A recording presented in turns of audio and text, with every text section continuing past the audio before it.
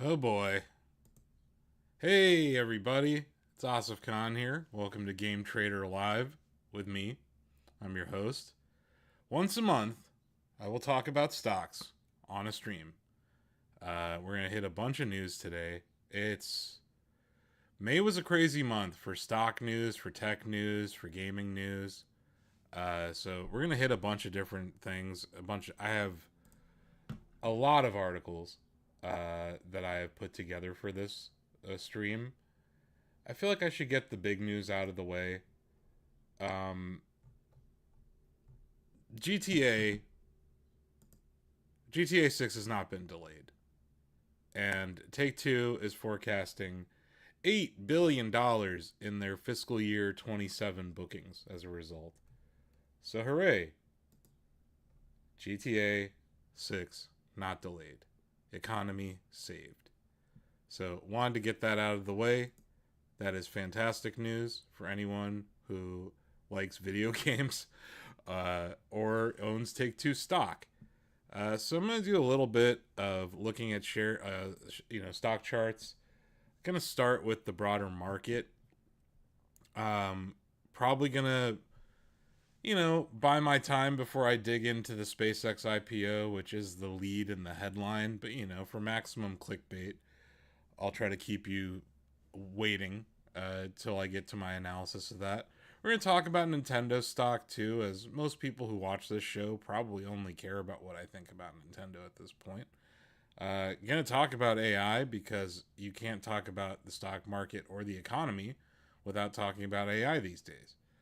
So, got a lot of things that we're going to hit. I do just want to start with looking at the broader stock market, which means you have to look at the NASDAQ 100, which had a hell of a month. The NASDAQ 100 was up over 10% for the month of May, capping off a huge recovery after the sell off in March. This is a massive run that we're seeing in the NASDAQ 100. So it's sitting here at up over 10% on the month. It is up 20% on the year. And yeah, that's not an unsettling looking chart at all. Stocks go up forever, right? So yeah, if you're in the NASDAQ 100, you're doing pretty well. Let's look at the S&P 500 while I have the charts up. Similar recovery off the bottom in March. Not as big of a run in May. So the S&P 500 includes 500 companies that aren't just tech. The NASDAQ 100 is levered to tech. So the S&P 500 was up 5% in the month of May. Just because I like to include it in this conversation. The Dow Jones was up about 2.74% in the month of May. That is the worst performing index. It's only 30 companies. So it's just something to factor in. I like to do this at the beginning of these episodes, but let's take a look at the top holdings of the S&P 500 and of the NASDAQ 100. So right now, if you add up Google, it's more than Apple. So from last place to it's weird because Google has GOOGL and GOOG, and those are two different shares. So like the S&P 500 holds both of them. So I'll put that aside for now. But here are your top 9 companies in the S&P 500 right now. That is Berkshire Hathaway. That's the only non-tech company in this entire list. Number 9 is Tesla. Berkshire Hathaway is at 1.4%. Tesla is at 1.74%. Facebook, Meta, is at 2.17%. Broadcom is at 3.2%. Amazon is at 4.19%. Microsoft is at 4.9%. Apple is at 6.45%. And then, hold on, I have to do some math real quick. I know, how lame. But if you combine the two classes of stock at Google, 2.89% for GOOG and 3.63% for GOOGL. That puts them at 6.52% of the S&P 500. That is above Apple. And Nvidia is approaching 8% of the S&P 500. That is 7.85%. So a lot of people will be like, "Oh, I don't own Nvidia stock." You do. You own Nvidia stock. Everyone does. It's impossible not to. If you own an index fund, you own Nvidia. If you own the Nasdaq 100, you own Nvidia. If you, it's pretty much inescapable at this point. But that is those 10 holdings, I should say, represent 38.4% of the S&P 500. This is the benchmark index that most index funds base their holdings around. So a lot of index funds try to mimic the S&P 500. This is the benchmark that all other index funds kind of use as guidance for what they should be holding. I think it's kind of important context to lay this out as we get towards my discussion about the SpaceX IPO later in this episode. So just food for thought there, right? If we go to the NASDAQ 100, let me see. NASDAQ 100 top holdings. It will be different, maybe a little. Yeah, so slightly different. Let me pull this up. Wow, I didn't know that Walmart was in there. So that's kind of interesting. Number 10 is Walmart at 3.13%. And once again, this is 9 companies because of the same thing going on with Google. So Meta, Facebook, is at 3.18%. That's number 8. Number 7 is Tesla at 3.35%.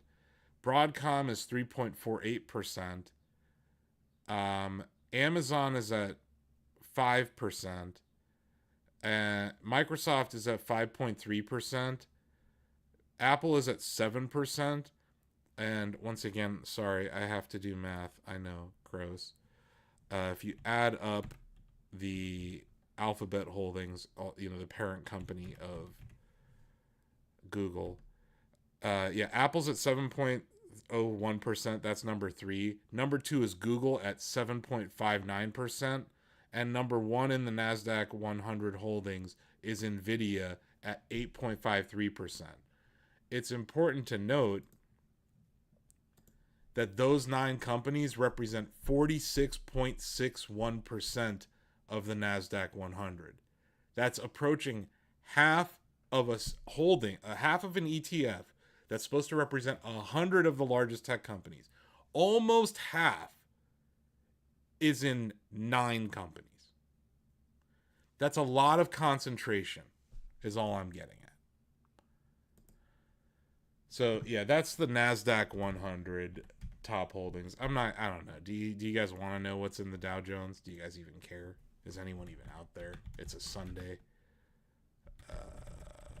Let's see if I can find it.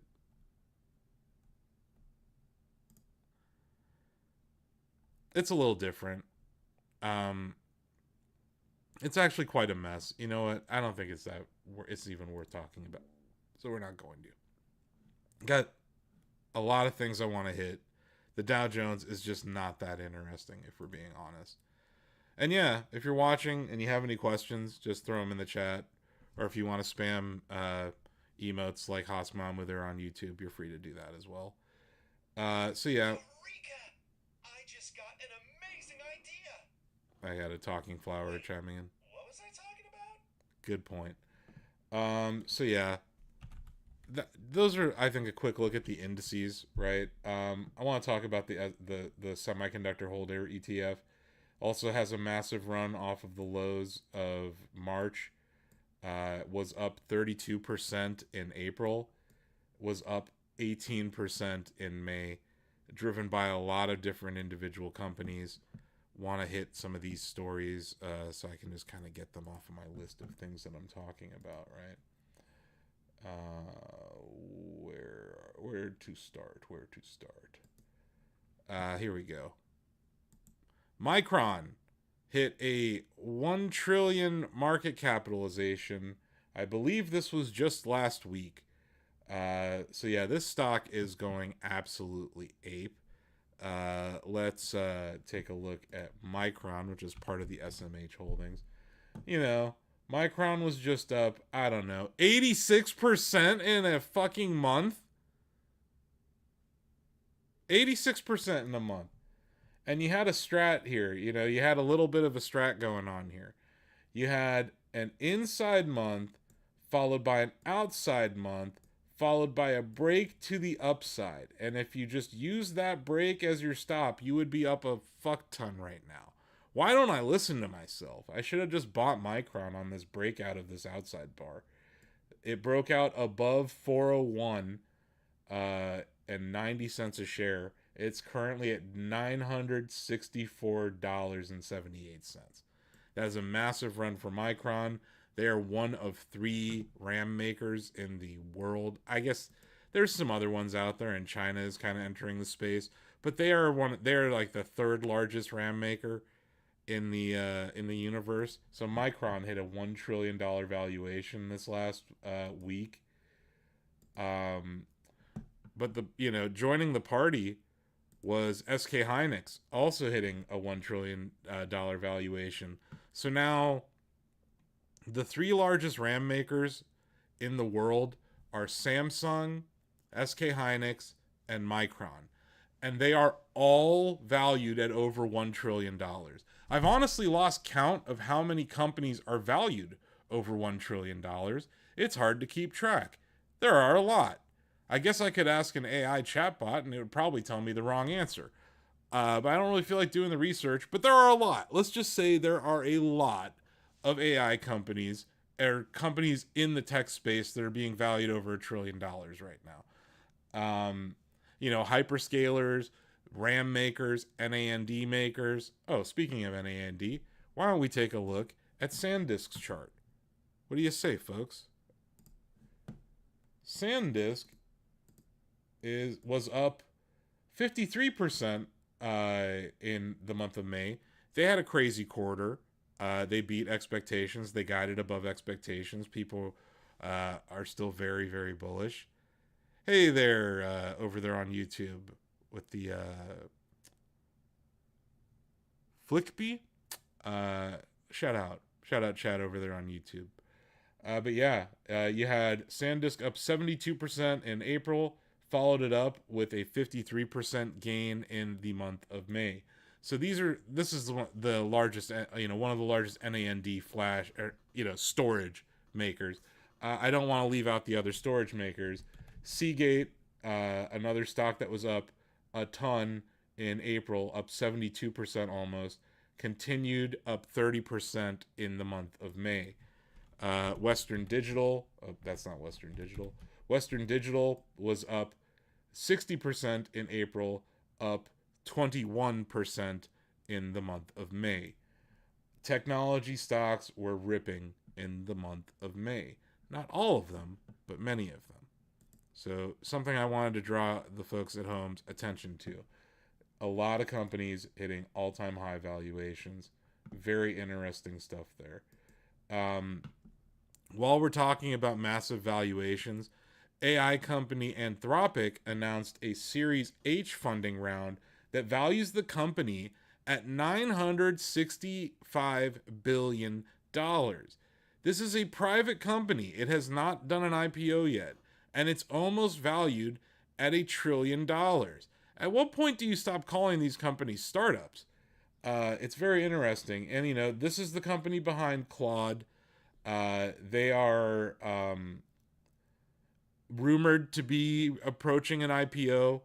They are a competitor of OpenAI. They're a competitor of Google, but they're also a customer of Google. They're a customer of Amazon.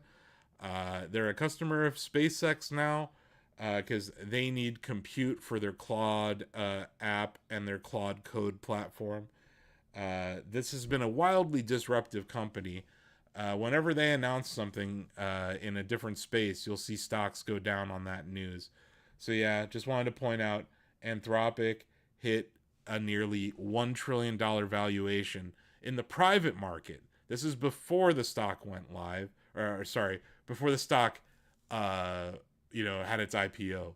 They are expected to have an IPO this year. It's important to note this company's not profitable. And we'll get back to non-profitable companies with IPO valuations that are in nosebleed territory. Just wanted to bring our attention to that. Interesting story I saw just while we're on the topic of AI. Uber president says that AI spending is getting harder to justify. We've actually seen this from several companies reporting that, they're starting to see the cost of AI outweighing the benefit of replacing humans. Also, I think it was something like only 18% of the code being generated by AI for some of these firms was actually making it to production, which is not that great. Seeing reports of Microsoft limiting token generation, some other companies talking about the feasibility of using AI to replace humans and it not really working out. So in an interview with Rapid Response, Andrew McDonald, who I believe is the president of Uber, said AI is getting harder to justify. The link is not there yet, right? I think maybe implicitly there's more that is getting shipped, but it's very hard to draw a line between one of those stats and, okay, we're actually producing 25% more of consumer features.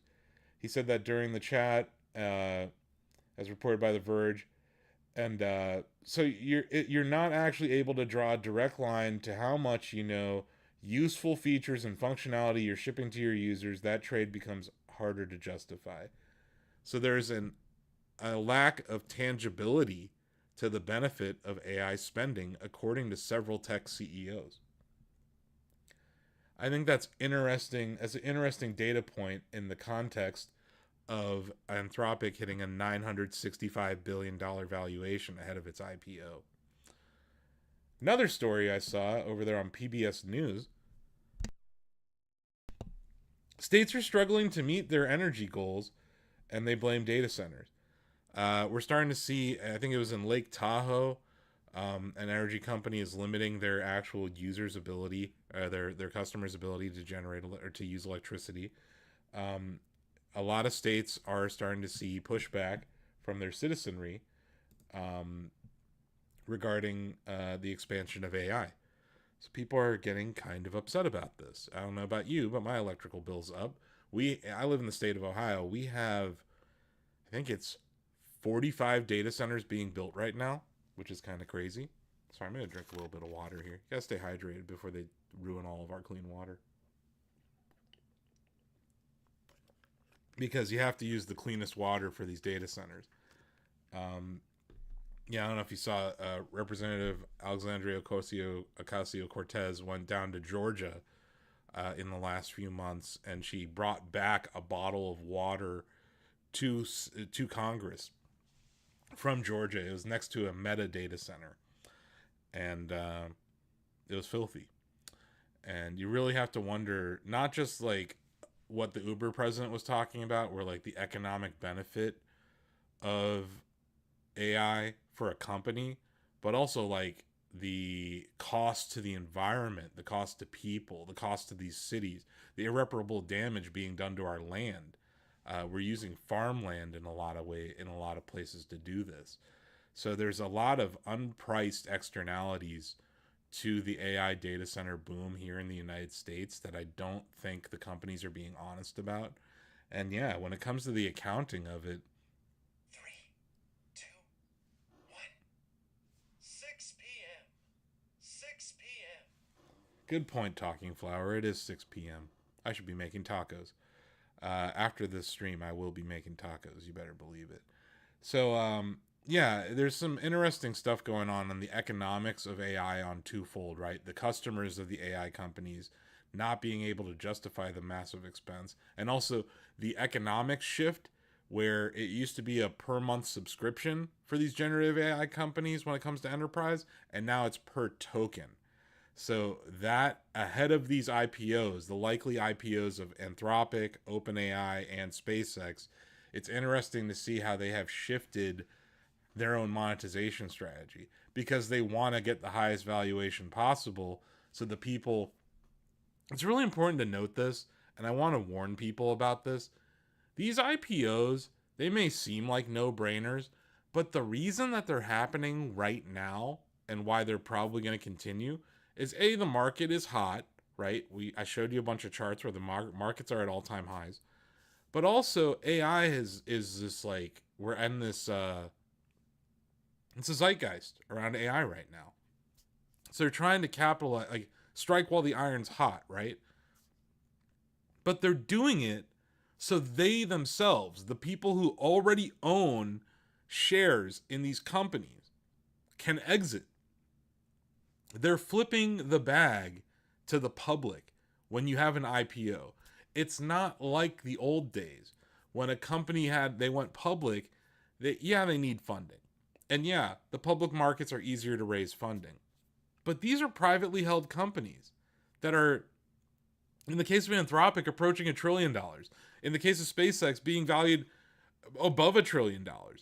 OpenAI is rapidly approaching $1 trillion.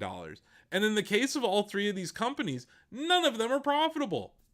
So we're talking about companies that don't make money that are being valued at nearly $1 trillion.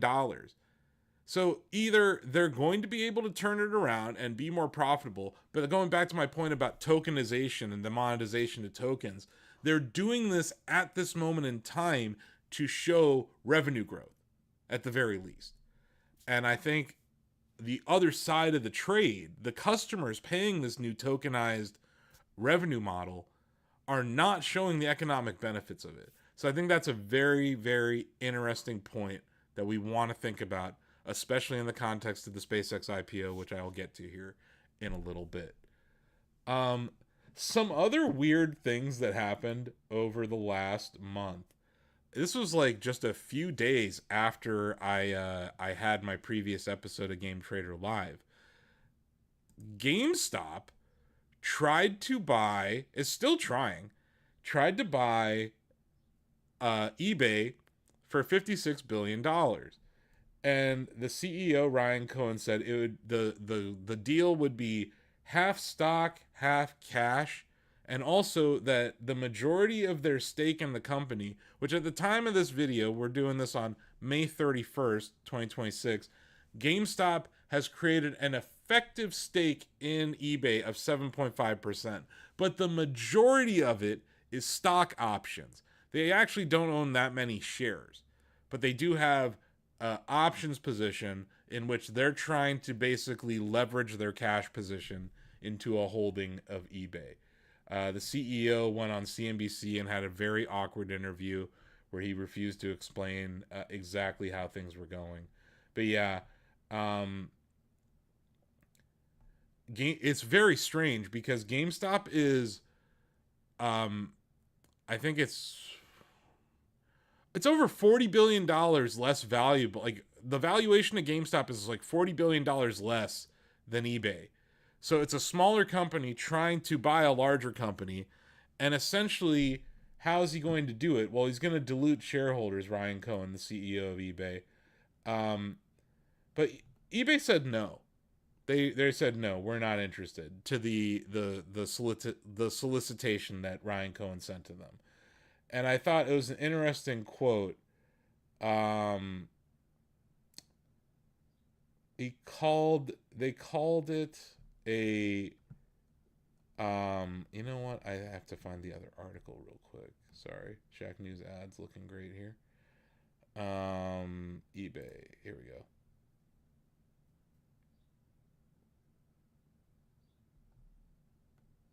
Here we go. They rejected it. So yeah, in this, sorry, it was a different article. They called the offer neither credible nor attractive. And I thought that was interesting that they would use that term because it is somewhat impossible to do this. One reason is that GameStop currently is only authorized to issue 500 million more shares. There's about 500 million shares existing, and they can issue an additional 500 million shares. So that would get them to maybe $20 billion of cash.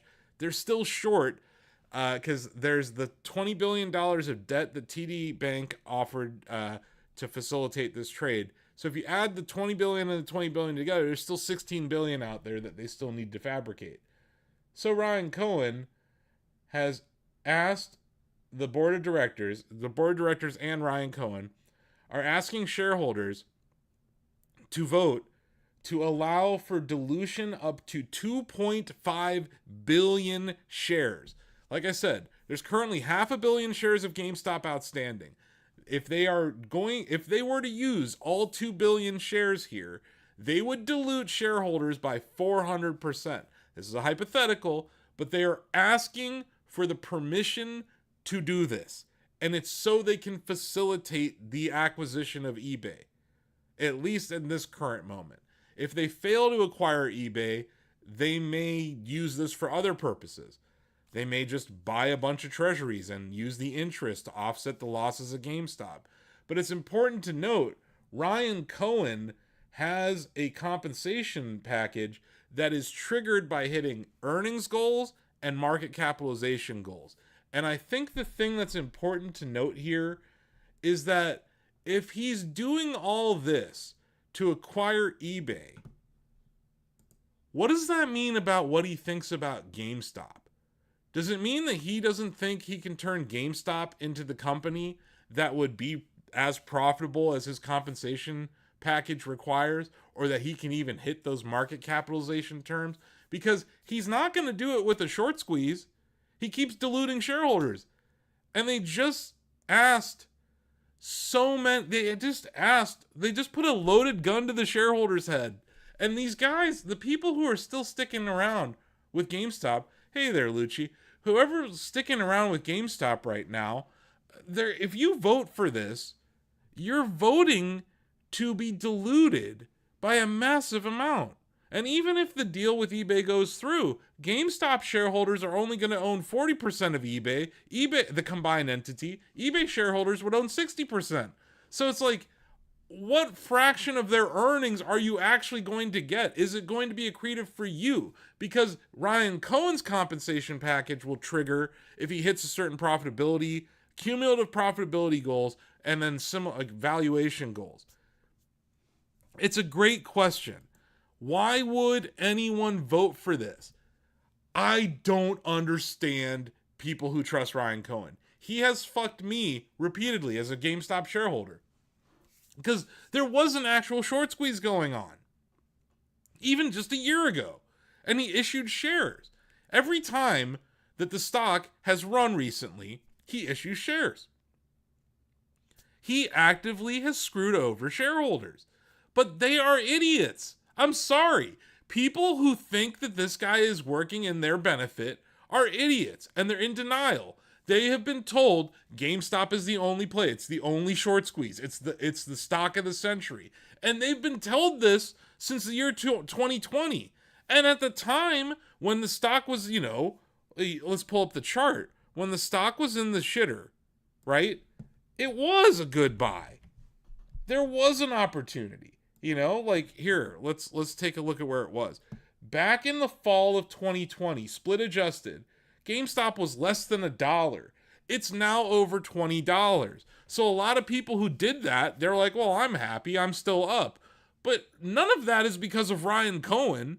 That's all because of this month of January 2021, where the short squeeze of all time happened. So people are acting like they're still in the year 2021. But look at what the stock's done since. Kind of jack shit. And it's in a downtrend. And every single time we've had an opportunity, as recently as a year ago,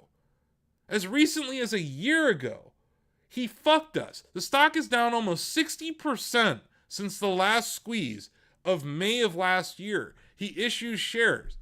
So why? Why would anyone vote for this? Because they're stupid. I have no other answer. Because you're dumb.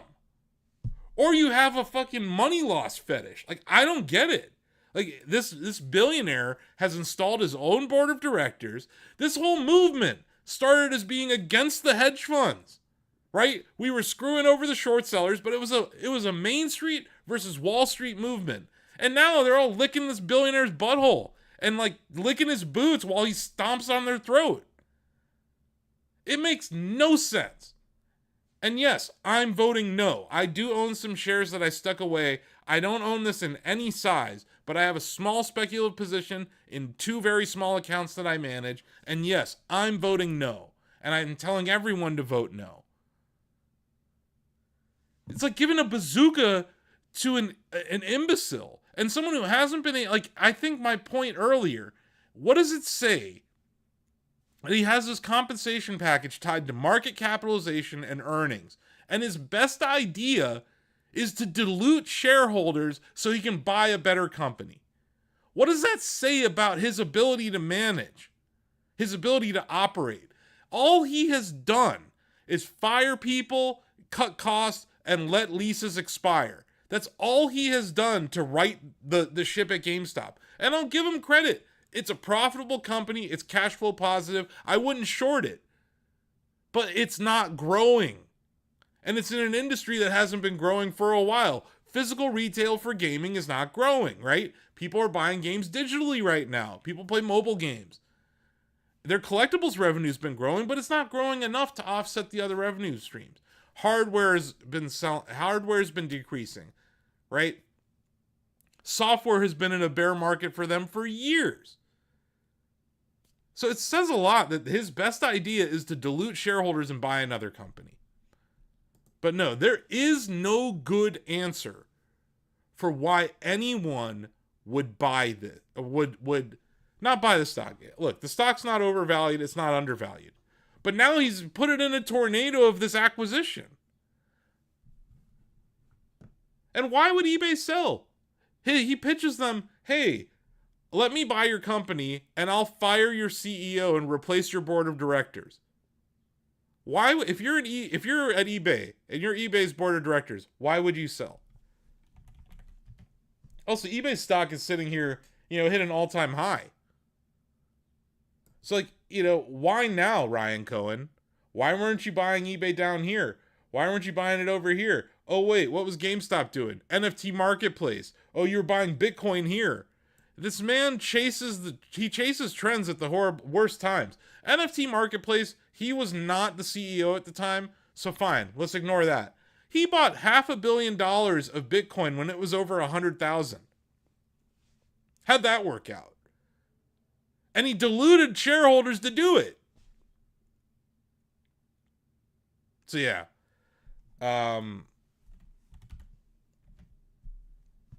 Yeah, I don't know. It's a very good question. Why would shareholders vote for this? My only answer is they're stupid. And man, they hate when I tell them that. I do not care.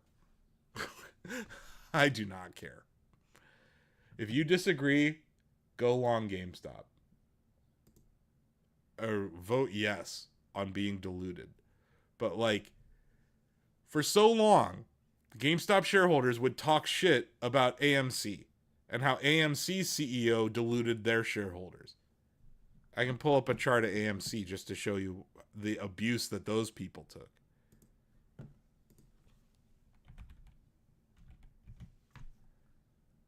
Look at this stock chart. Hey there, Slinky. So, this is split adjusted as well. AMC hit an all-time high of $726.20 per share. It's currently trading at $1.73.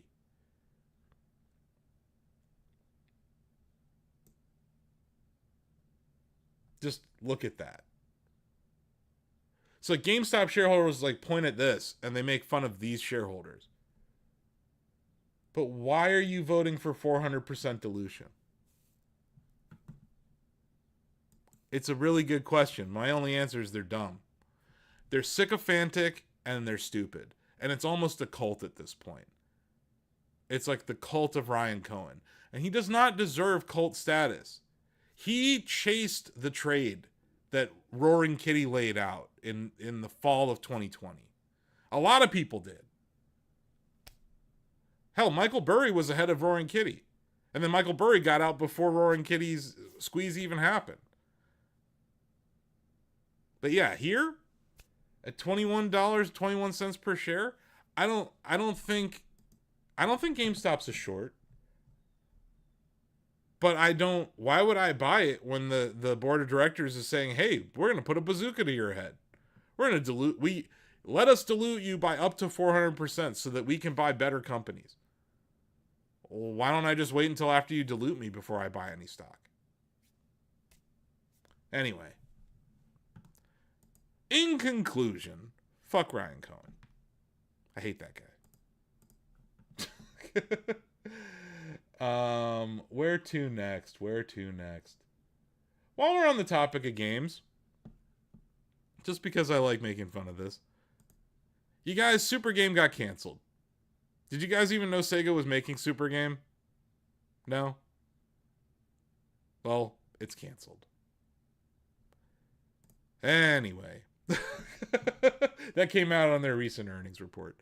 Sega canceled Super Game. It was like announced 5 years ago in an earnings report. They mentioned it one other time, and then they just quietly were like, yeah. It was supposed to release in March of this year, and it just never happened.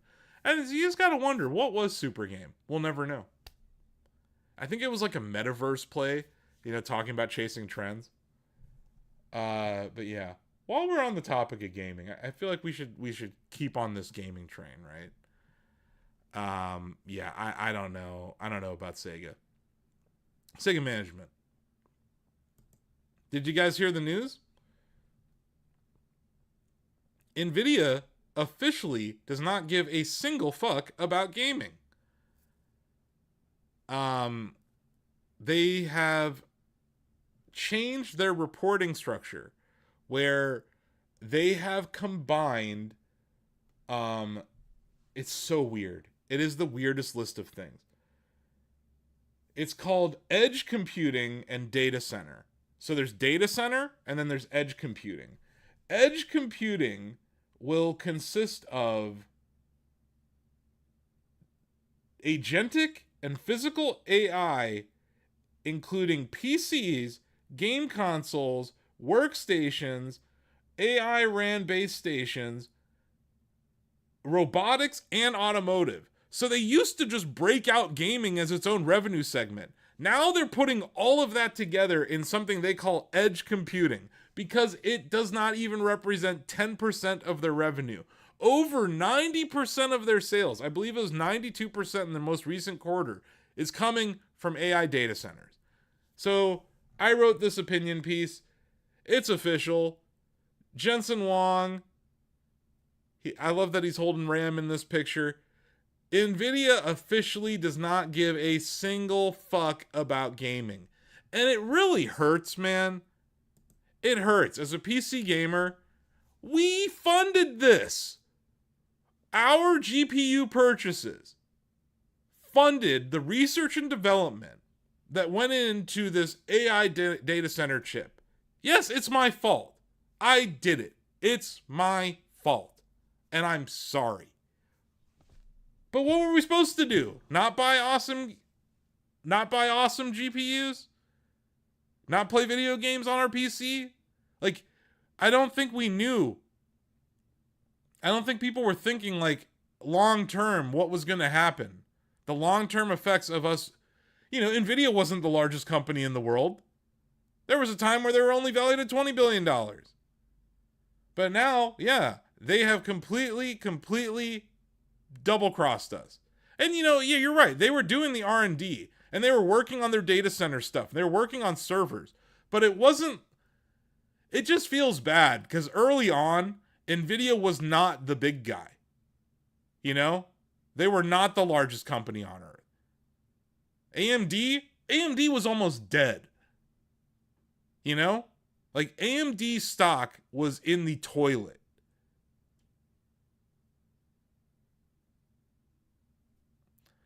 No, I get it. Like, the move to AI, like, I get it. I understand why they're doing what they're doing. It's just that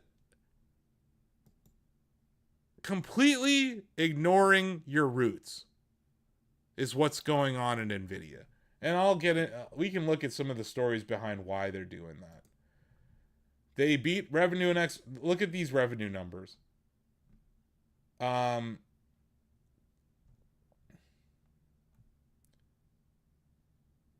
They posted almost $82 billion in revenue versus expectations of $79 billion in the quarter. This is the most recent quarter.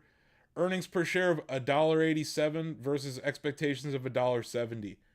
Interesting to note.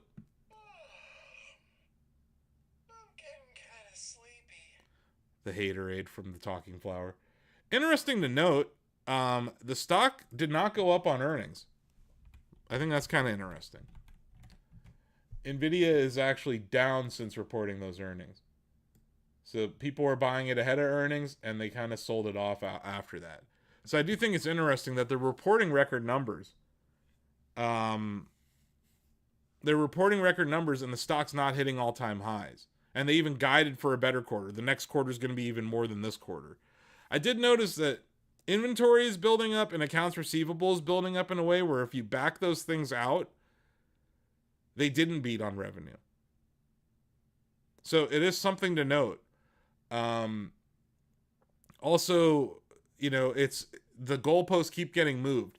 I think it's important to note, like, a year ago or so, all these AI companies were talking about artificial general intelligence. You see the abbreviation AGI, right? And now they're all talking about agentic AI, right? How, we're going to have these very specific AIs that do these individual things for you.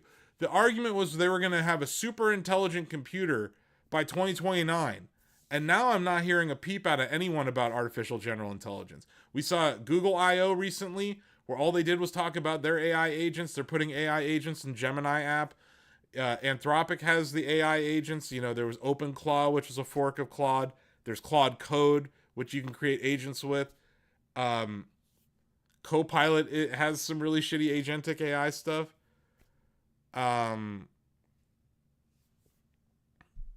Question from chat here.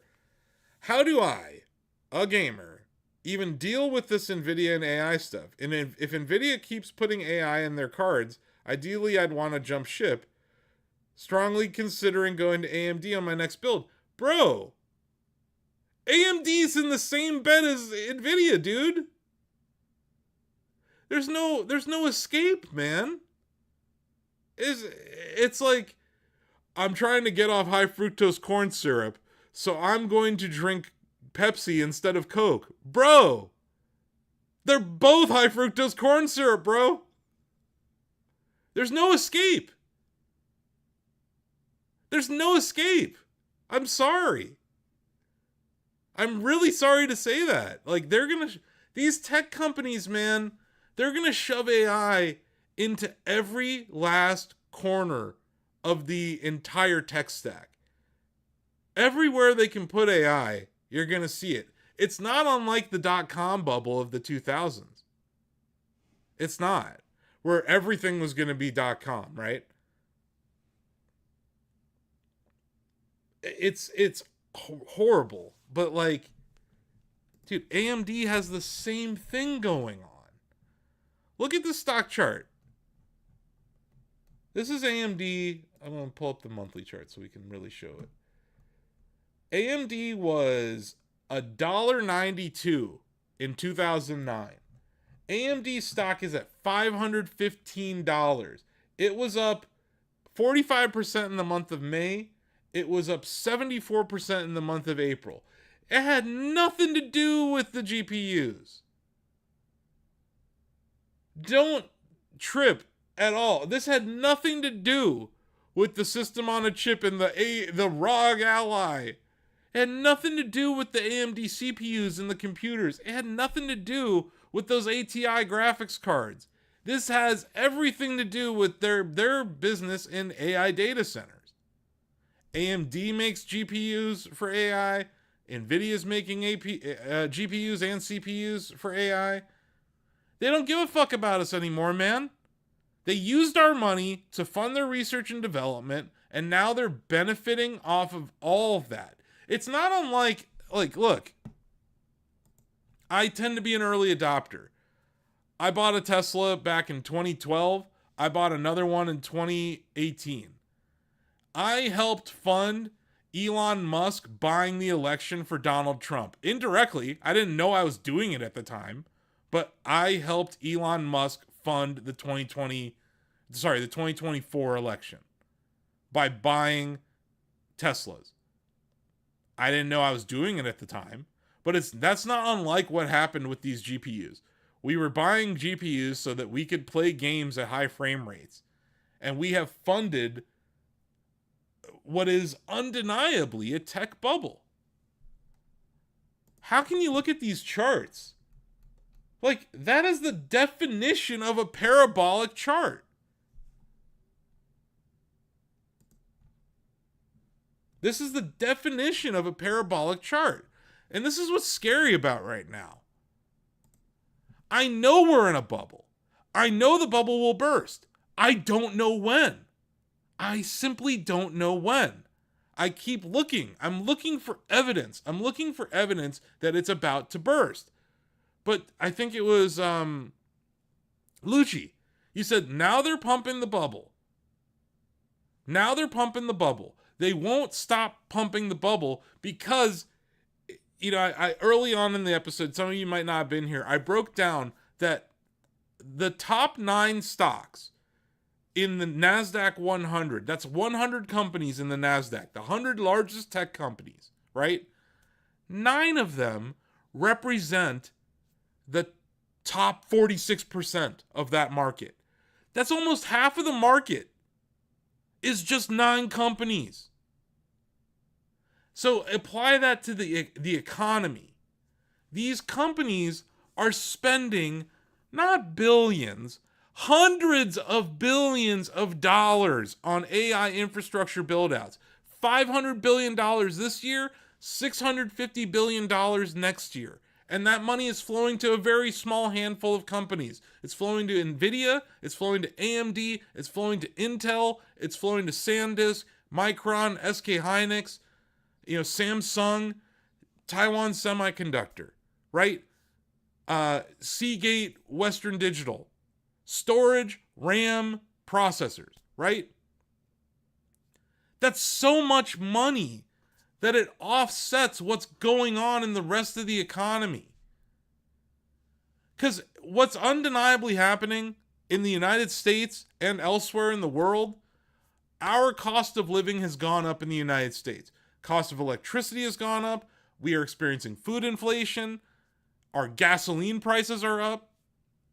So the average American has less money to spend, less discretionary income, or maybe none. Maybe zero income that they can spend on anything. Some people are having to cut back on eating, cut back on food. Some people are not able to even drive to work. Normally, that would be a recessionary indicator. But there are 2 things going on. And this isn't a political show, but we're at war. In the United States, we are at war. And you know what makes money for the US economy? Blowing shit up. Because those missiles that we're using, those drones we're using, those fighter jets that were shot down, those cost millions of dollars. And to replace our military armory, that costs billions of dollars. So that is one tailwind to the gross domestic product of the United States. And what is a recession? A recession is 2 consecutive quarters where the gross domestic product decreases. And 2 consecutive quarters where earnings of the S&P 500 decrease. So you have 2 things going on. The war, which is also driving up oil prices, so the energy economy shows revenue growth, right? Some of these companies are actually going to struggle with supply issues. But, so you have the energy, you have the war effect, right? But then the other thing going on, all of this AI data center build, it is covering up the weak consumer.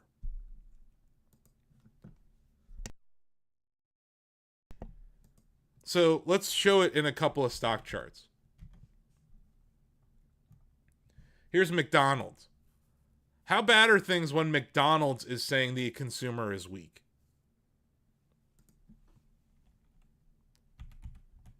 Here's Nike. Nike stock has not traded this low since 2015. Now you could argue, oh, Nike makes expensive shoes. They don't, not all their shoes are expensive. This is a consumer stock. And I guess Nothing out of the ordinary. this is kind of out of the ordinary. This is a consumer stock, right? People are going to stop buying expensive shoes because they can't afford their electricity bill. People are going to stop going and getting fast food because they can't, they can't afford their bills. Why would you drive to a McDonald's? Or are you going to use DoorDash? You're going to use DoorDash less. And then, of course, guys, Wendy's is struggling. Wendy's actually had an outside month because it looks like they are closing non-performing locations and stuff. Like they're trying to right-size their balance sheet. But yeah, like you have Wendy's at a 52-week low. McDonald's selling off. Nike at 52-week lows. And yes, I'm going to get to this. You have Nintendo at a 52-week low. You have Sony at a 52-week low. Consumer discretionary companies are struggling.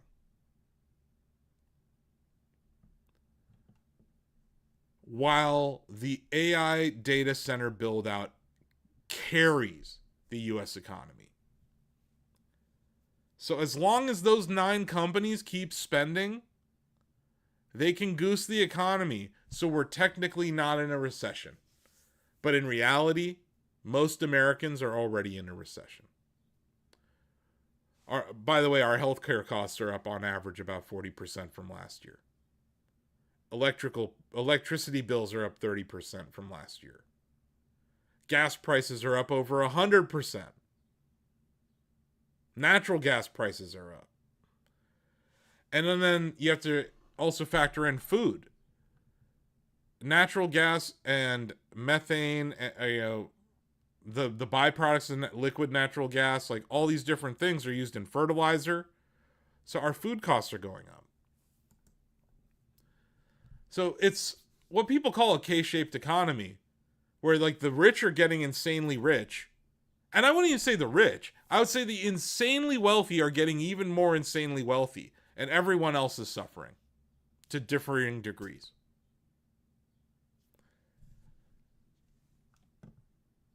But yeah, it seems like a good enough time as any to get to Nintendo. But yeah, I guess I should hit a couple of these other NVIDIA things. Just so,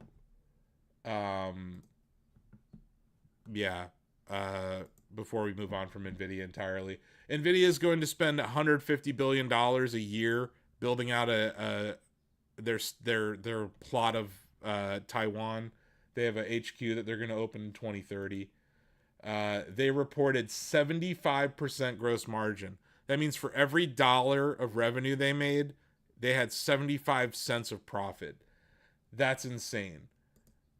And yeah, they don't give a fuck about us anymore. They don't give a fuck about us.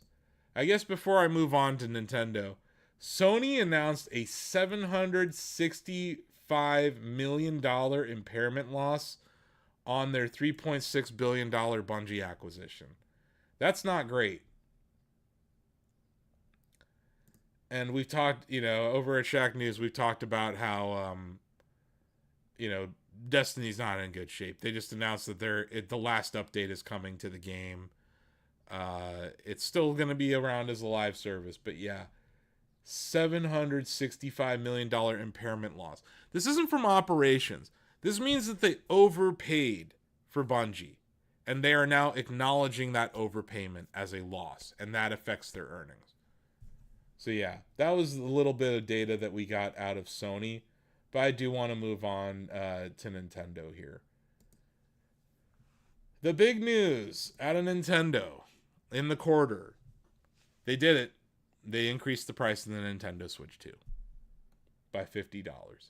and they already did it, and it went through in Japan already. But I do got to give them credit here. They gave American consumers a heads up. We have until September 1st, 2026, before the price increase hits the Nintendo Switch 2. Interestingly enough, I don't know if you saw, last week, Valve increased the price of the Steam Deck by a lot more. Steam Deck 512 gig OLED now costs $789. It was $549 before. And the 1 terabyte OLED Steam Deck now costs $949, up from $649. I guess my point there, this is not specific to Nintendo. Oh yeah, Tomodachi Life sold over 3.8 million units in like a few weeks. But yes, the Switch 2 is going up in price. It's already, at the time of this video, the price has increased in Japan. They tried their best. President Furukawa did apologize to consumers. He did promise a robust lineup of software on the Nintendo Switch 2 to justify the cost of the system. But you can tell Nintendo's doing this kicking and screaming because they're doing it to $50 here, not the $300. So yeah, in Japan, it's now 59,980 yen. That was effective as of May 25th. In Europe, it's going to 499 euro. In the United States, 499.99. In the United States, it'll be 499.99 on September 1st in dollars. So those are the price increases here on the Nintendo Switch 2. Nintendo announced that they have 129 million annual players. They only are, at the time of their report, there are only 19.86 million units of Switch 2 out there. So that implies that over 100 million people are still playing their Nintendo Switch. So I think you're going to see a long tail on the Nintendo Switch when it comes to people playing it. Whenever I can use this image, I will, because Nintendo does love to sandbag. They provided a very downbeat forecast for the company. They're expecting, they reported solid results, right? Actually, revenue grew 98% in FY26, which starts April 1st, 2025, ends March 31st, 2026, right? So they had very large revenue growth. Earnings grew by 52% in the quarter to 424 billion yen. But their guidance disappointed. After selling 19.86 million units of Switch 2, they're only forecasting to sell 16.5 million units. That would be from April 1st, 2026 to March 31st, 2027. That would be down 16.9% year over year. They expect to sell 60 million units of software. They're expecting a 23% increase in software sales on the Switch 2. Obviously, the Nintendo Switch is slowing down. They're expecting them to only sell 2 million units of Switch 1 in the next year, and 105 million units of software. That's down 23%. That's still a lot of software on Nintendo Switch 1. Their forecast for their earnings and revenue, they're expecting a down 11% year in revenue, reflecting that down 16% in hardware, right? And a 29% decrease, 26.9% decrease in net profit. And also, I believe it's a 26% decline in profit per share. So they're going down. They did say this reflects a assumption of 150 yen per dollar exchange rate.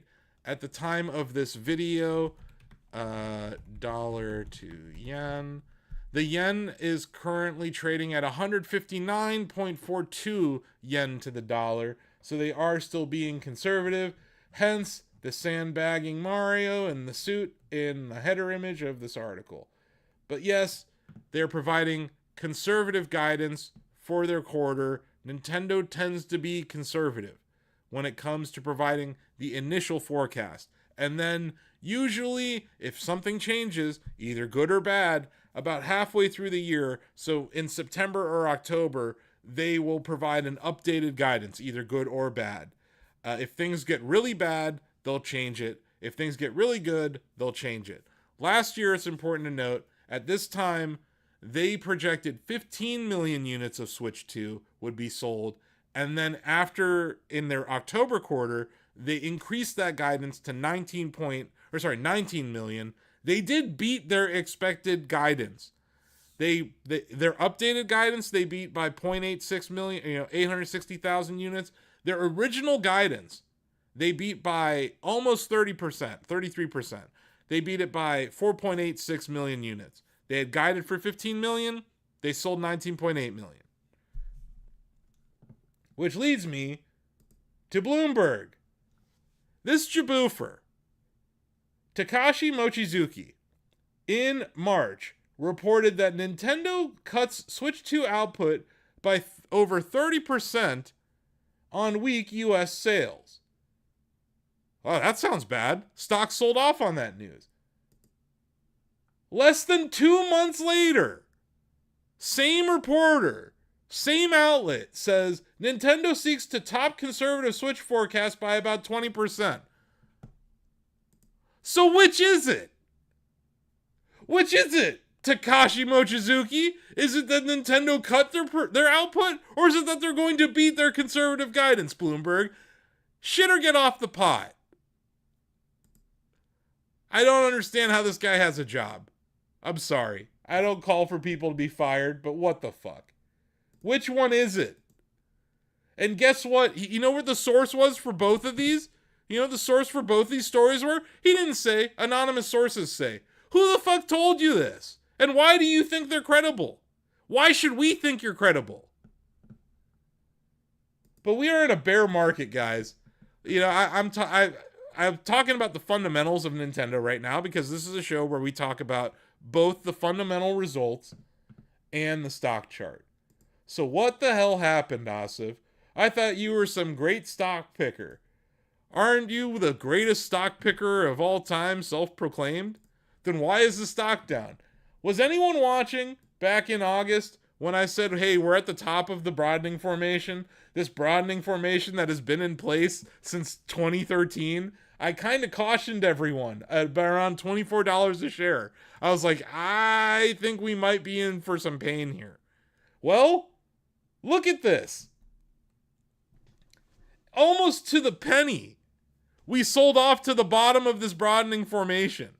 This is an uptrend that has been in place in Nintendo stock since 2013. Now, if it breaks down, all bets are off. The stock goes to zero. But this is the most brutal sell-off in the history of this company. It's it's down almost 60% from its all-time high. So what now? I've been buying. I bought the stock 13 times during this decline. I'm done buying it, but I increased in my largest account. I increased my holdings of Nintendo by 60% during this sell-off. So I am quite literally putting my money where my mouth is. Now, this is never financial advice. This is just what I'm doing, my opinion here on this show. But I show my homework. The stock is obviously cheaper than it was when it was at 25 last year. If you think that, I don't know, the fastest selling console of all time is good news, you should buy Nintendo stock. If you think that the Mario movie doing over $990 million at the box office is good, you should buy Nintendo stock. If you think they're ever going to make a new game, you should buy Nintendo stock. If you think that no one's ever going to buy Nintendo games again because AI is the future and generative AI will replace all game development, yeah, don't buy Nintendo stock. if you're out there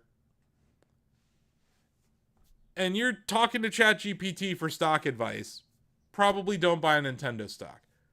But I bought. I added. I rarely do this.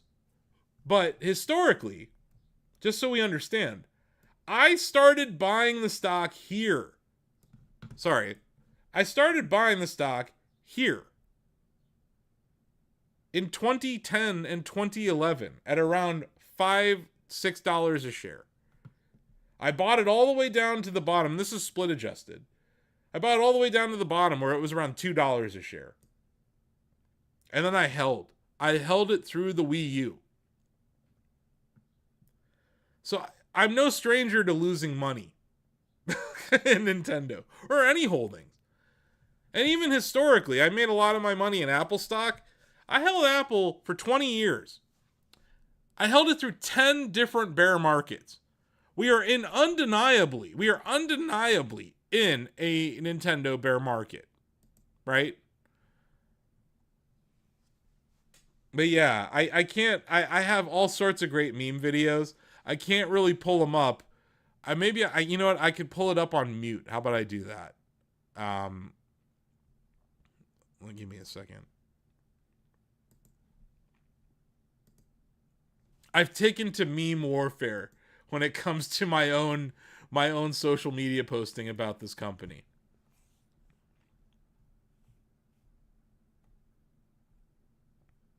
Yeah, just give me a second.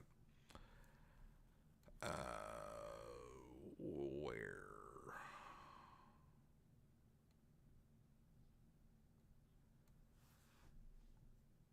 But yeah, any questions about Nintendo?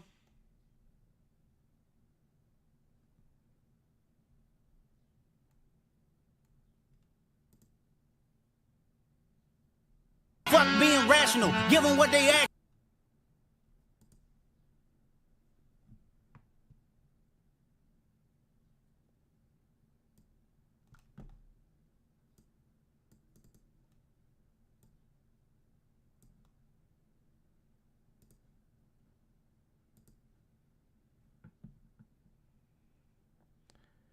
Here we go.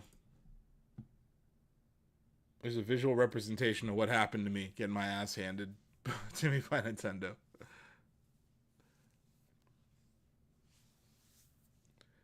If you watch this on social, it's done to the song "TV Off" by Kendrick Lamar, but I don't want to play that because he'll probably copyright strike me. Yeah, I don't know. Maybe I should hide my camera. This is a visual representation of me getting my ass handed to me by holding on to Nintendo stock. But like I said, I'm no stranger to doing this. I had a conversation with my family when we decided to hold. I said, okay, I think the stock's going to $40 in the long run. It's at 25 right now. I don't think the risk reward's that compelling at 25, but I think we should buy it when it drops. So after it hits 18, our hero appears. And I started buying the stock at around 17, and I bought it all the way down below $11. So yeah, a little visual representation of what happened to Nintendo shareholders in the last few months. Nintendo doomed again.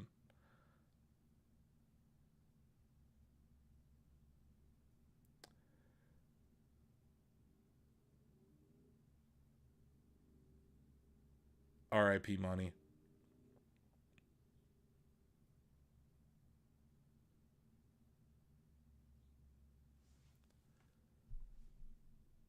And yeah, just, it ends in a little hopeful note. There's another bull market coming, guys. So I guess the lesson in that video, what I would stress to people is, if you have a thesis and it doesn't change and something happens with the psychology of the market, it could be an opportunity. It could. Because let's just say that RAM prices don't go up forever. Let's say that NAND prices don't go up forever. Let's say that AI may not actually be all that they're claiming. Nintendo benefits. It's actually an inverse. It's like shorting the AI bubble. Owning Nintendo stock is like shorting AI. Because they are the last company on earth to use that kind of technology. They just learned how to internet. In 2025, they finally learned how to internet. So like if Nintendo starts using AI, it's going to be in like 2050. You know what I mean? Like, I think they're going to be the last company to do that. But also, they benefit from a collapse in semiconductor prices. Their margins would go up. I don't know if they like. Do you think they'll actually like lower prices? I don't know. They might, but I also think they're an innovative company. Like, yeah, they may not have the most cutting edge hardware, right? Sometimes they don't. They were slow to adopt 4K. Right? They're slow to adopt 1080p. But they do more with less a lot of the time. And they're kind of a toy company. And I think Nintendo's going to meet this moment with innovation and iteration. Like I suggested on the This Week in Switch 2 podcast, maybe they'll make a cheaper Switch 2. Either a Switch 2 Lite that's handheld only, but I even suggested, what if you make a home console Switch 2? That doesn't have a screen and detachable controllers and doesn't have to worry about the cooling of a battery and all that. Like it's just like an Apple TV style device. They could create two devices that are both cheaper than the current Switch 2 because they understand what their consumer is going through. And I think they're going to try to do something about it. So yeah, I bought. I'm not buying anymore. I have done the capital reallocation that I decided to do. But yeah, I bought. I'm not telling you to buy, but I'm giving you the reason why I'm buying. And hopefully that makes sense.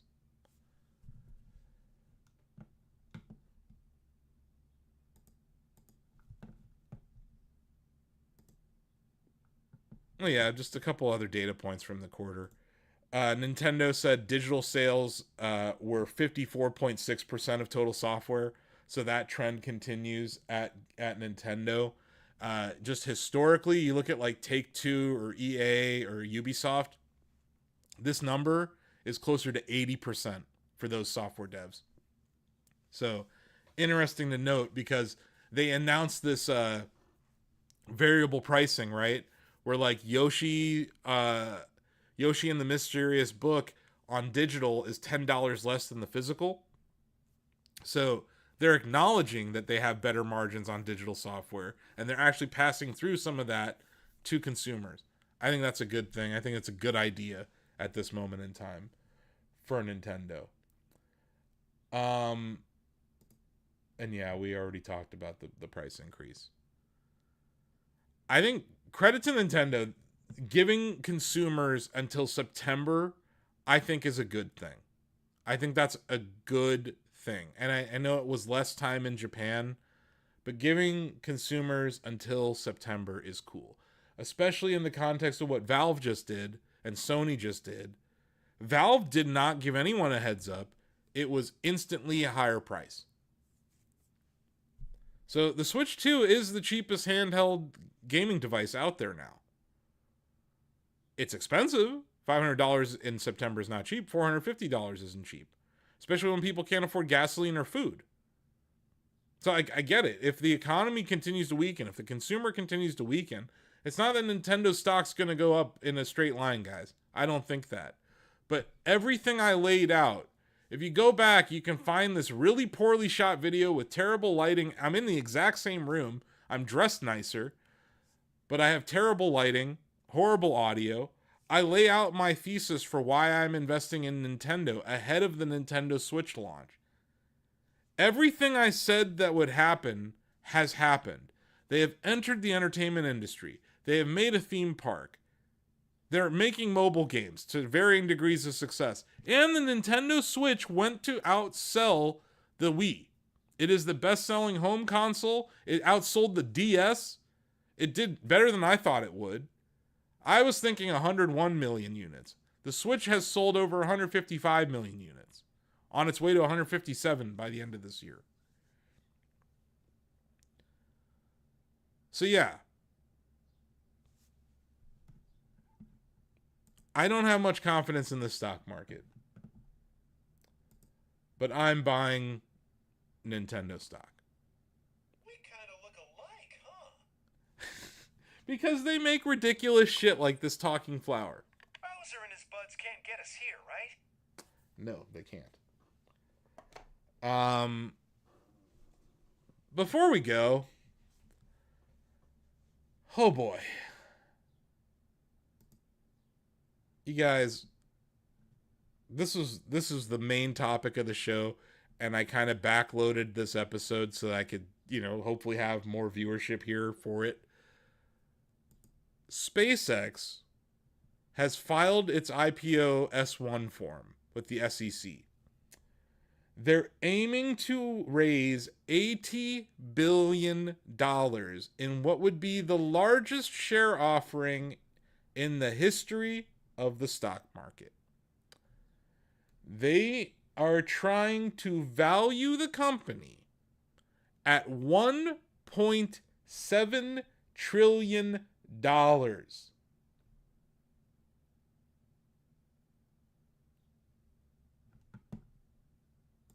SpaceX is trying to value its company at $1.7 trillion. Just recently, earlier this year, the company merged with XAI. SpaceX and XAI merged, two of Elon's companies, right? They were valued at $1.25 trillion in that merger, right? And their whole thesis was, we're going to make orbital data centers and the future is AI, right? So let's dive into why this IPO is the biggest steaming pile of shit in the history of the stock market, and why I think it might actually bring down the entire market. At least it's like, at the very least, it's going to poison the stock market. And I'll explain why I'm using such harsh language like that. So,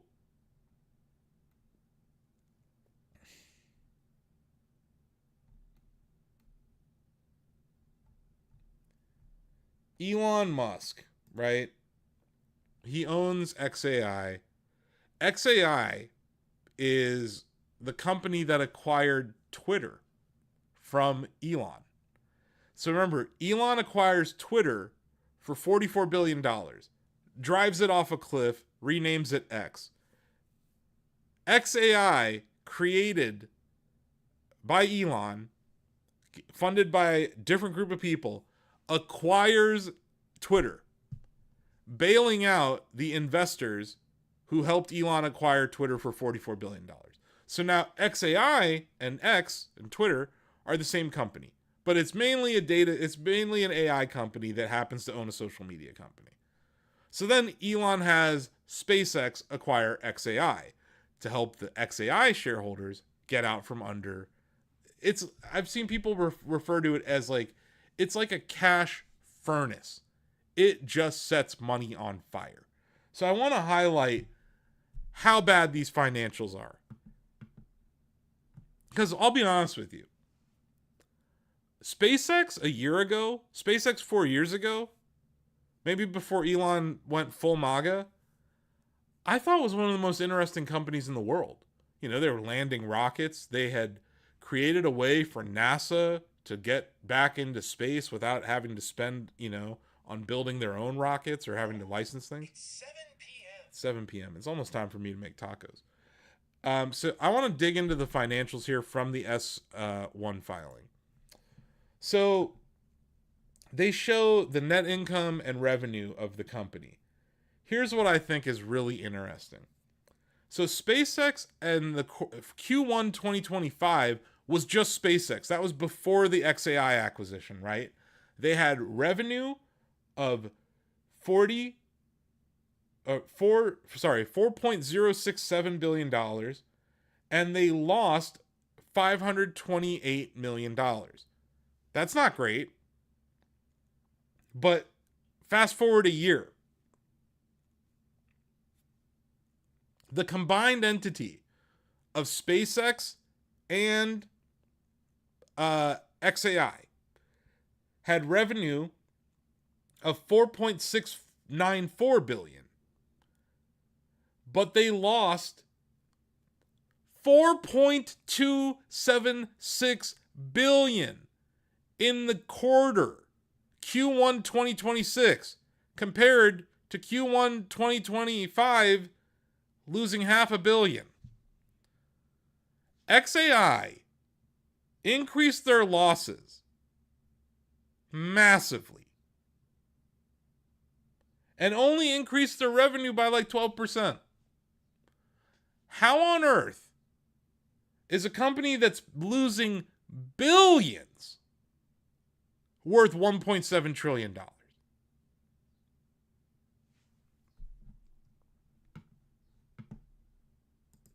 I ask again, how is it possible that a company that's losing billions worth $1.7 trillion? Well, we'll get into what they claim is their total addressable market.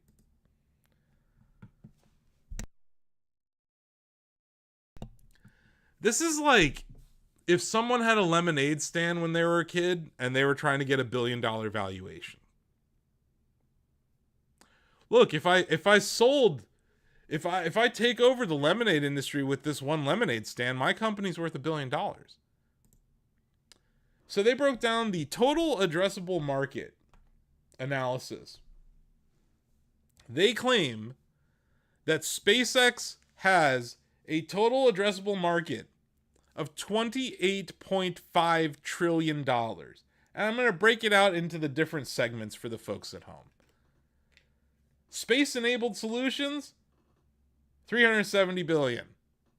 Starlink broadband, this is just Starlink broadband, so this is implying their addressable market, if I guess they take over the entire world of broadband, $870 billion. That means that Comcast goes to zero, AT&T goes to zero, Verizon goes to zero, but Starlink takes over the world, right? $870 billion from Starlink broadband. That's just broadband, folks. Starlink mobile, $740 billion. AI infrastructure, well, that's addressable market at $2.4 trillion, guys. Consumer subscriptions, which I guess that's like Grok. I don't even know what they're talking about there. $760 billion. Is that, what is that, Twitter? Is that X? Is that premium on X? Is that what they're saying? What on earth is subscription revenue? Digital advertising, because we all know how great Twitter ads are. $600 billion is your addressable market for ads. I guess you're going to replace Facebook, Instagram, and Google, right? SpaceX. But those are just small potatoes compared to enterprise solutions, you guys.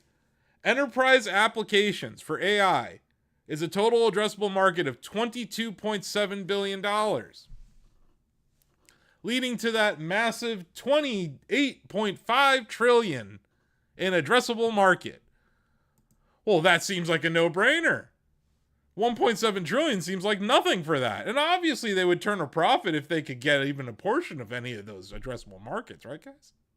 Right?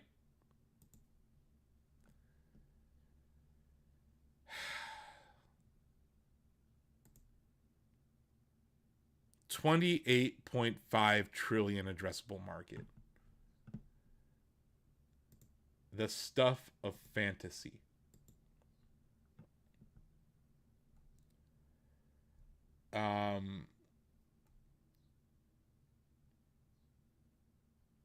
Yeah, you know how things are you know how great things are going for things are going so great at XAI, guys. You want to know how great they're going? One of their largest revenue streams is coming from leasing their compute to Anthropic. If Grok was the future, wouldn't they use their Colossus computer? All of that compute power that he bought with $100 billion? Wouldn't that be used for Grok to generate his AI waifus? No.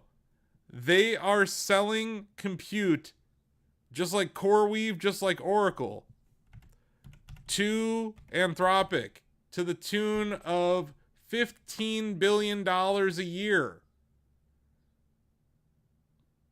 So one of their best business models is leasing compute to a competitor.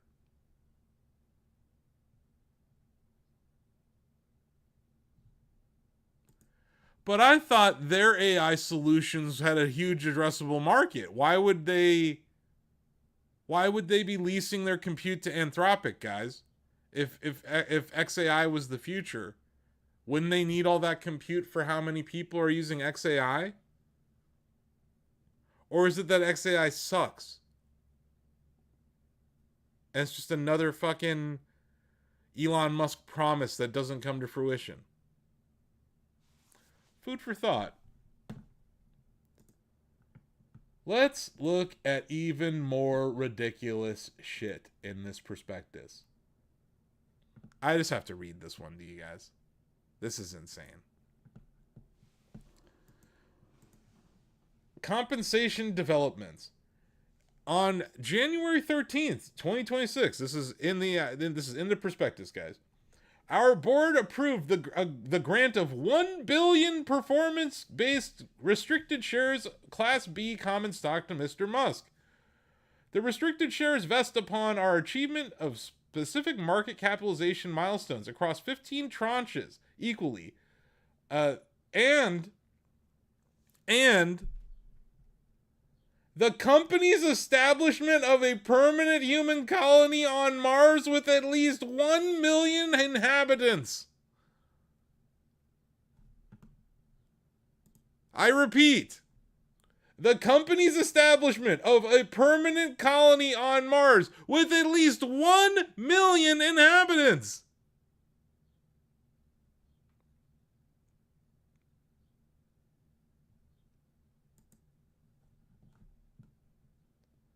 In each case, subject to Mr. Musk's continued employment with us through the date on which achievement is certified by our board, for any tranche of the award to vest, both the applicable market capitalization milestone for such tranche and the human colony milestone must be met. In connection with the XAI merger that closed on February 2nd, the market capitalization milestones were equitably adjusted in accordance with the terms of the award agreement to the following: 500 billion, he gets a milestone. 1 trillion, he gets a milestone. 1.5, he gets a milestone. 2 billion, he gets a milestone. 2.5 billion. So basically every half a trillion dollars, he unlocks 1/15th of this payment. So the problem for Elon here is even if he hits that 1.7 trillion valuation when the company goes public, I don't think there are 1 million people on Mars yet, guys. Do you? I don't think so. So he's not going to unlock this equity until that happens. But like 1 million people on Mars? This man's going to put 1 million people on Mars? Okay. I guess. So let's put that aside. Let's come back down to Earth from Never Never Land. We don't even know how many he can send at a time. I don't know how many people he can fit in the Starship. Guys, let's not dwell on that, okay? I got other bullshit I got to point out in this IPO. I read this thing so you didn't have to. Let's talk about voting rights. Each share of Class A common stock will entitle the shareholder to 1 vote. Each Class B share of stock will entitle its holder to 10 votes per share. Class A and Class B shareholders will vote together on a single class on matters to be voted by shareholders under our charter. Guess who owns Class B stock? Elon. Elon controls a majority of the vote at SpaceX because he's created a 2-tier system where he pays himself in 1 tier. He owns 1 tier of stock, and the IPO is being given in the other tier.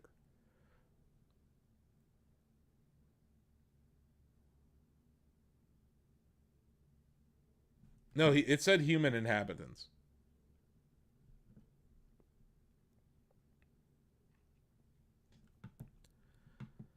So from a corporate governance standpoint, institutions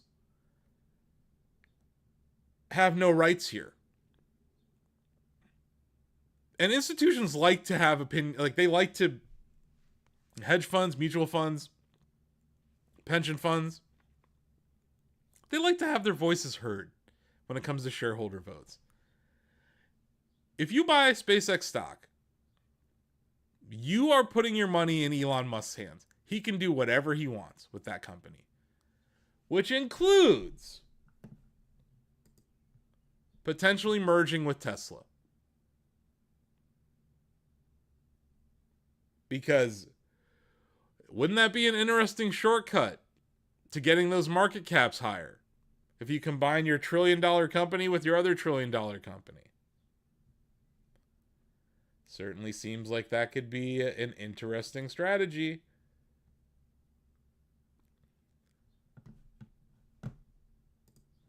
Sorry. Yeah, he could literally merge the 2 companies. And we reported, he was talking about that. Sam Chandler wrote it back in January. It was already being discussed. And there's a chance that they still might do it post IPO.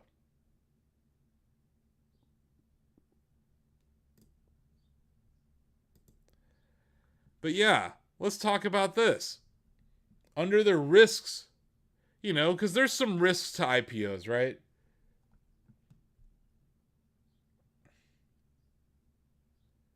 A significant reduction by Mr. Musk or other existing shareholders of their ownership interest in us could adversely affect us. Despite his substantial ownership interest in us providing him an incentive to assist us to be successful, upon the expiration or early waiver of the lockup restrictions or transfers or sales of our securities following the completion of this offering, Mr. Musk will not be subject to any obligation to maintain his ownership interest in us and may elect at any time thereafter to sell all or a substantial portion or otherwise reduce his ownership interest in us. If Mr. Musk sells all or a portion of his substantial ownership in us, he may have less incentive to assist us in our success, which could adversely affect our future prospects. Additionally, future sales of our Class A common stock by Mr. Musk or other existing shareholders, or the perception that such sales may occur, could cause the market price of our stock to decline significantly, regardless of our actual business performance. They're telling you, these shareholders have been trapped with Elon in a couple of ways. The Twitter shareholders have been trapped with Elon since 2022. The XAI shareholders since that company was founded. The SpaceX shareholders for a really long time. They all are going to want off of this sinking ship. But good news, everyone. Elon's found a way to fuck even everyone else over. Even you. Do you own an index fund? Boy, do I have bad news for you.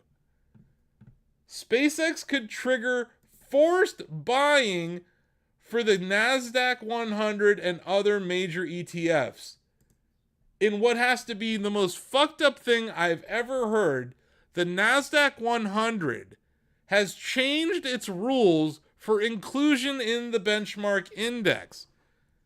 Normally, there's a cool down period when a stock goes public so that the market can understand what are we dealing with here. The cool down period for SpaceX is only 15 days following the IPO.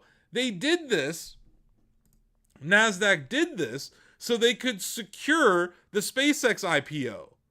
They did this so that they would get it, not the New York Stock Exchange. They literally changed the rules of the stock market for SpaceX. And it's going to impact future companies too. Because guess what? We got fucking Anthropic coming. We got OpenAI coming. And now both of those could be added to the NASDAQ 100 only 15 days after the IPO. So what happens? Why am I pointing this out? And why did I tease in that vertical video how I think this could lead to the downfall of the stock market? This will force index funds, mutual funds, pension funds that mimic the NASDAQ 100 to buy SpaceX stock. And they're only putting out what? $80 billion, right? That sounds like a lot, but that's a small fraction of the valuation of the company. It's less than 5% of the company.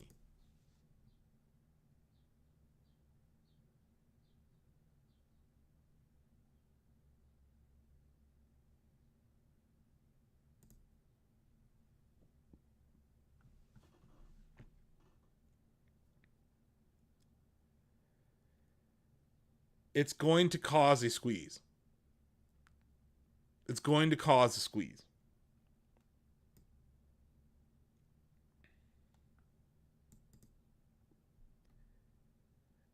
It's going to cause a squeeze.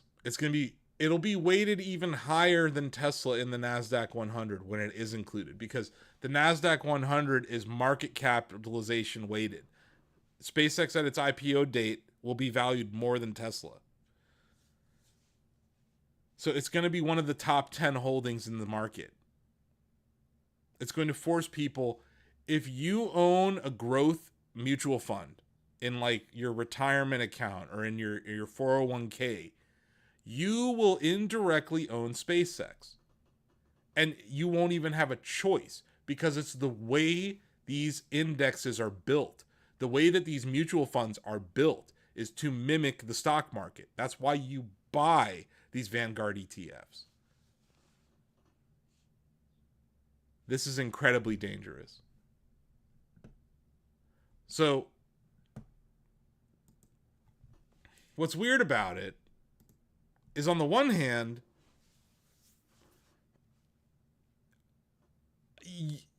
the stock will go up because there's not enough shares. All these indexes are going to have to buy it. All these hedge funds will buy it. All these mutual funds will buy it. Pension funds.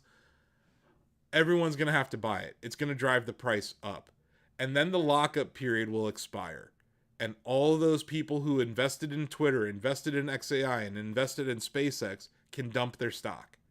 They're going to dump their stock onto the regular people. The other thing I noticed is they are making more of the IPO available to the public than usual. When that happens, that implies that institutions don't want to buy this IPO. The hedge funds, the mutual funds. They don't want to buy it. I don't want to buy it. I just went over how they lost a fuck ton of money. I don't want to invest in a company that loses that much money. If it was just a space exploration company, maybe I would have invested at the right price. But not with this XAI kicker. Not with Twitter being lopped onto it. No way. What you been eating lately? Hopefully tacos Make sure soon. you're getting your veggies. I will eat some veggies. But yeah, I just wanted to point out that there is a market structure issue with this IPO that is very, very troubling. So yeah, there's that. They're gonna dump it on you. I already talked about the voting rights. I talked about his insane Mars compensation package. Talked about Anthropic. And yeah, I'll just go back to this this slide.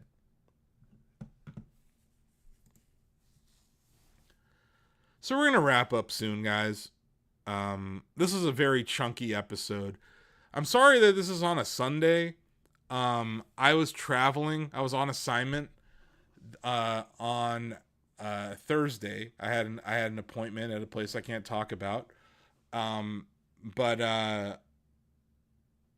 I was traveling back home on Friday. That normally I do this on the last weekday of the month.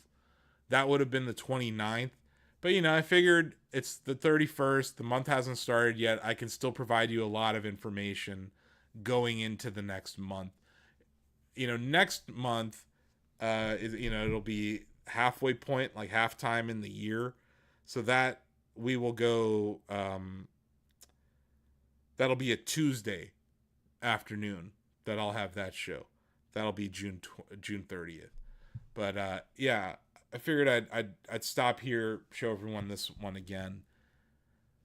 SpaceX by itself, without the XAI kicker, without Twitter, it only lost, and I know only, but it lost $500 billion. With this AI kicker, it lost $4.2 billion. So it's lost more money, it's more capitally intensive, and yeah, they have obligations in the future. I think it's between now and 2030. SpaceX has obligations of $320 billion, and they're only raising $80 billion here, which heavily implies they will issue more shares in the future, which means you will get diluted, which means all those index funds, all those hedge funds, all those mutual funds, all those pension funds will get diluted in the future because they're not profitable and they've already signed commitments to spend hundreds of billions of dollars.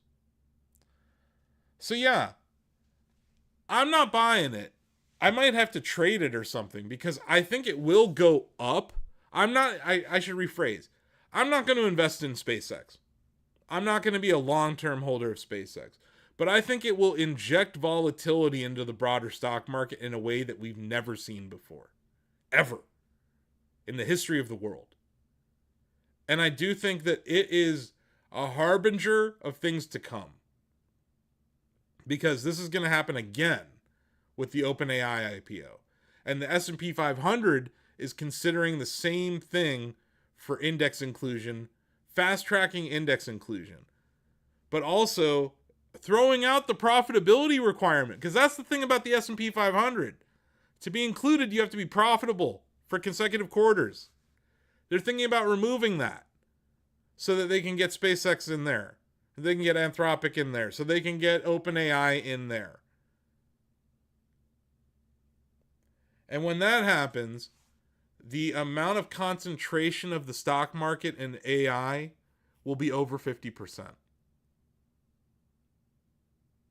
50 cents of every dollar you invest in the NASDAQ 100 or the S&P after these IPOs. Because SpaceX just the beginning. Anthropic's going to file and OpenAI is going to file. When it's all said and done, those AI companies, the AMD, NVIDIA, Apple, Microsoft, Amazon, Google, all those, Tesla, all those big AI companies, NVIDIA, whichever else ones I can't remember, Intel. They will comprise more than 50% of the stock market.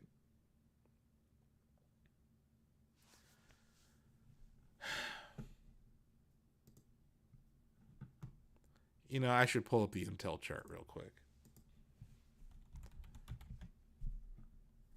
Because I want to say something. I was wrong. Someone asked me when Intel was at $17 last year, almost a year ago, is Intel a good buy? And I said no. They're losing money. They're not best at anything they do. No, I wouldn't buy it. And then Donald Trump took a stake in the company with U.S. money. He bought $8 billion. He bought 10% of the stock. And now look at it. So I'm sorry that I was wrong that I didn't realize that the Republican president would use socialist tactics to prop up a company. Please understand. But while I'm on the topic of Glorious Leader, did you see this story? President Trump's company made 3,600 stock trades in the first quarter of 2026.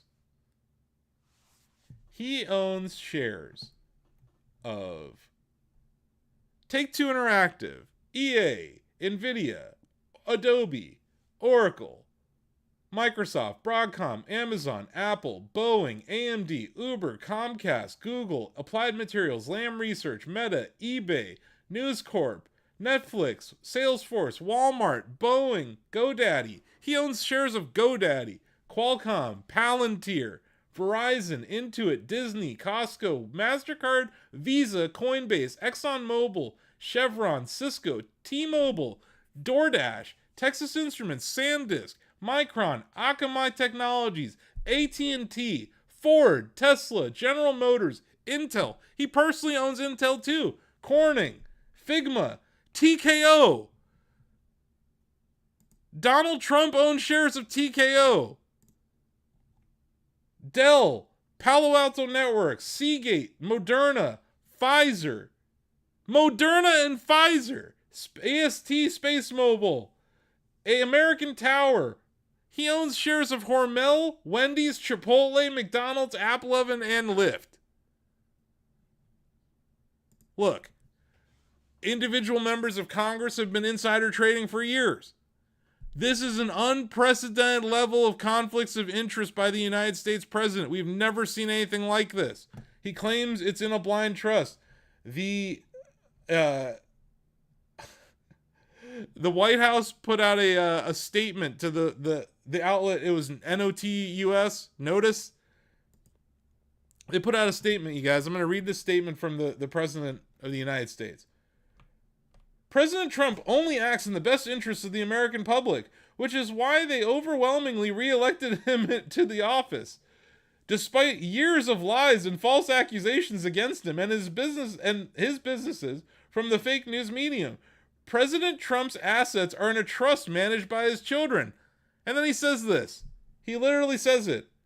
There are no conflicts of interest. Well, that settles it. That settles it. No conflicts of interest. Nothing to see here, folks. And now, let me break down some conflicts of interest. Here are just 5 examples I thought were interesting. Trump purchased $1 to $5 million of Nvidia stock on February 10th, 2026, just a week before announcing the company could sell its AI GPUs to China. Trump bought $50,000 to $100,000 of AMD shares on January 6th. Oh, that's a fun day.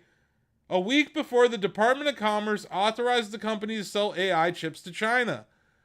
Trump bought over $740,000 of AMD stock in the first 3 months of 2026. Trump purchased between $1 to $5 million of Axon stock. Axon is the makers of Taser. On February 10th, 2 weeks before ICE announced, the Immigration and Customs Enforcement announced a plan to spend $220 million on tasers over the next 5 years. Trump has also purchased shares in Microsoft, Meta, Amazon, and other AI technologies before the Pentagon announced deals with those companies.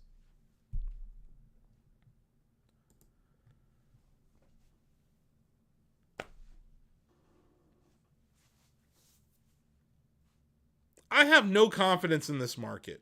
This is a sham government. It's like Banana Republic shit.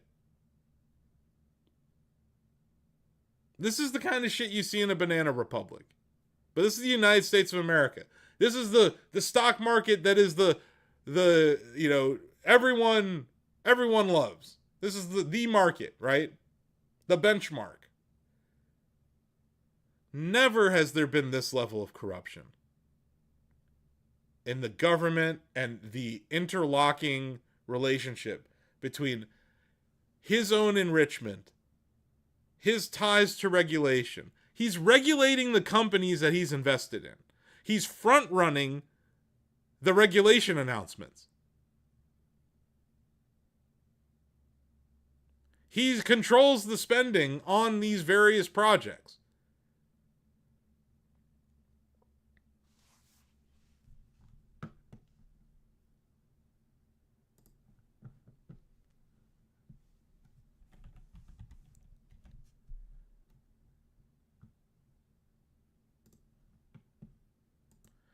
So when I pull up something like the S&P 500's long-term chart, like, where do I think this is going? Well, I know which way the president wants it to go, and I know which way the companies want it to go, and I already highlighted how basically half of the market is just 10 companies, or will be soon.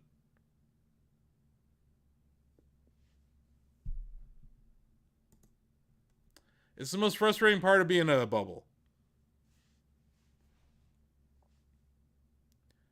You never know when the bubble bursts, but you know you're in a bubble.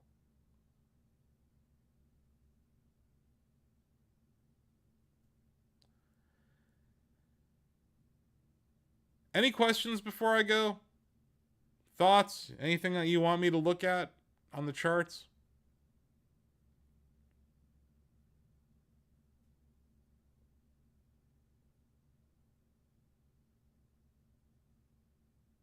It's a pretty meaty episode.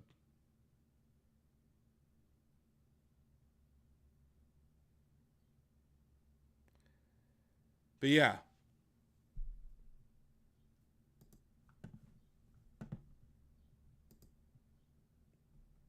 This is the kind of market we're in. Could have bought SanDisk in February of 2025 for $35. It's at $1,683.81 now. This is the kind of market we're in.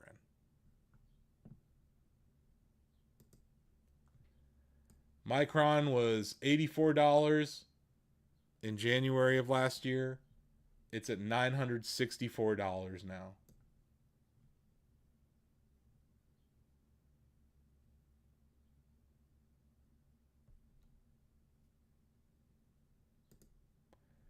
And poor Wendy's. Poor Martha and poor Wendy's. Will Wendy's survive? Tune in next month. But hey, as always, before I end the show, tell people to manage your risk. Study what you own. If you own index funds ahead of this IPO of SpaceX, maybe consider rebalancing. Maybe go towards an income fund away from these growth funds. Or if you think I'm wrong and these are all going to go to the moon, maybe stay long. But look at what you own. Do the homework on what you own. Don't just be a passive investor. Even if you want to own index funds, I'm not telling you not to.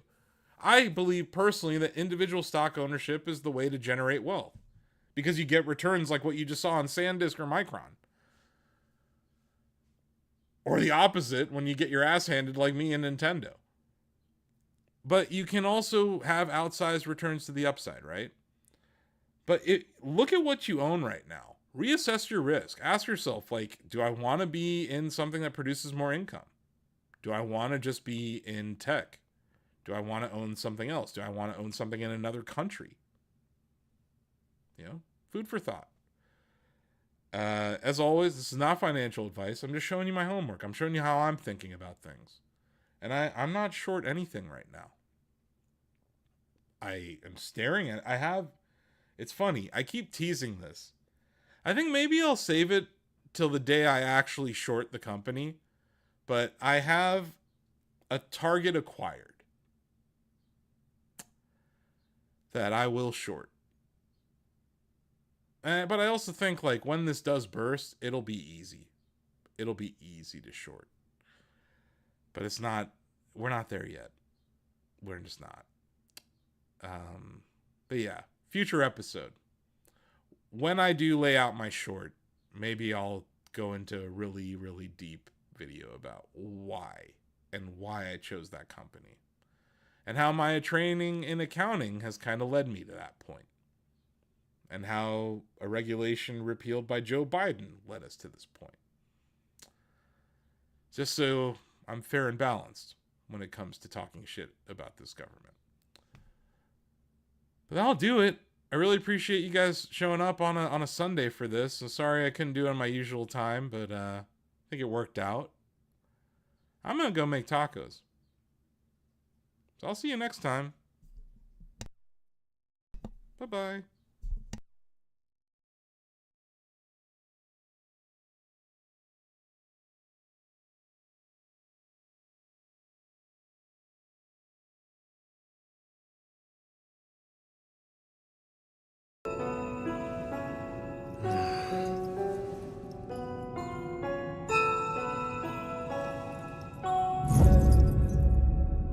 He committed himself to one final.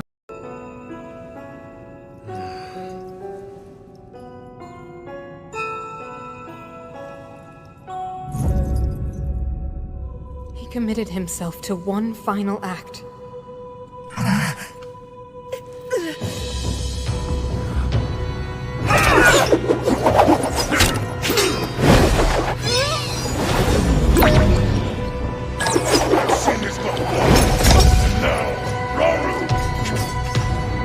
That pride will be your downfall, Ganondorf!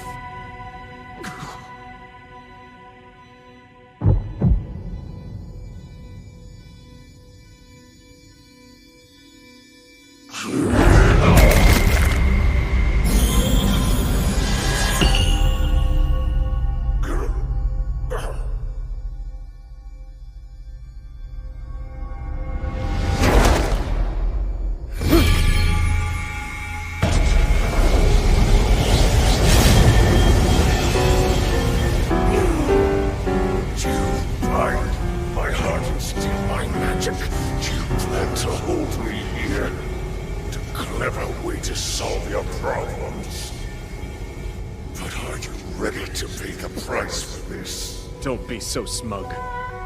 I know exactly what it will cost me.